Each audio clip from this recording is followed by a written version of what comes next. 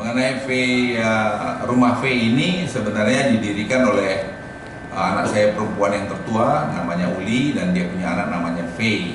V ini umur 12 tahun dan mereka sangat peduli kepada masalah perdagangan anak dan juga masalah prostitusi anak.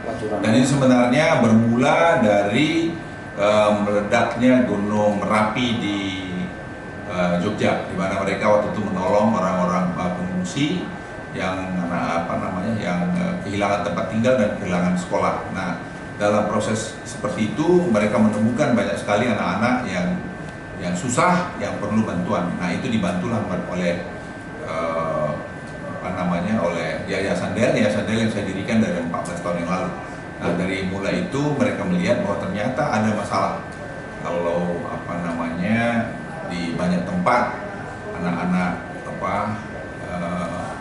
yang diperdagangkan dan kemudian terlibat pada pelacuran. Dan ini yang menurut saya, anak saya dan kemudian cucu saya baca Google kemana sini, melihat itu harus dibantu. Nah, kemudian mereka membuat organisasi yang disebut Rumah V, yayasan menurut saya, dan dari Rumah V itu sekarang mereka sudah punya beberapa tempat yang membantu anak-anak yang sampai terjerumus kepada perdagangan anak dan juga tadi pelacuran tadi. Menyangkut Yayasan Del, mungkin ada pertanyaan. Yayasan Del ini banyak bekerja dalam bidang pendidikan. Nah, itu dia punya sekolah non-profit, ya, non-profit sudah 14 tahun. Itu di Danau Toba, membantu anak-anak orang kurang mampu untuk mendapatkan pendidikan yang yang sangat berkualitas. Tiap tahun sampai sekarang ini kita memberikan pendidikan untuk S1 di Institut Teknologi Del yang di bawah Yayasan Del, itu kira-kira 400 sampai 500 orang, dan itu berkembang, dan kita melihat pada tahun 2018 akan berjumlah mungkin 1.500 per tahun.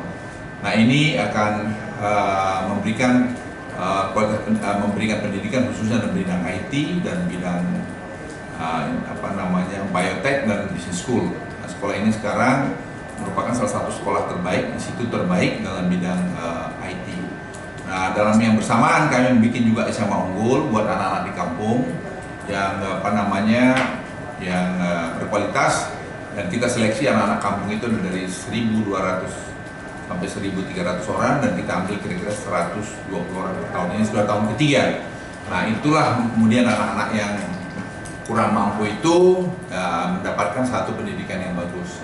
Di samping itu kita memberikan juga beasiswa kepada anak-anak di daerah Magelang, di mana saya dulu sekolah di Akademi Militer, di mana kami tempat daerah latihan, kami pilih dari anak-anak keluarga yang kurang mampu untuk mengikuti pendidikan tinggi. Dan sekarang banyak beasiswa kita berikan pada mereka yang masuk di ITB, di UGM, di UI, di ITS, Universitas Basmar, Undi, dan sebagainya. Dan IQ anak-anak kampung ini luar biasa, sama juga seperti di Del.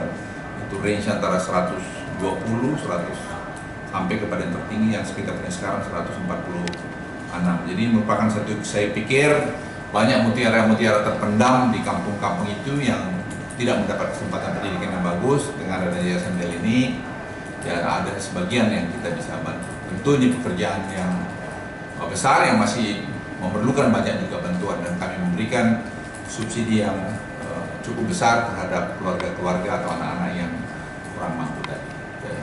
Okay.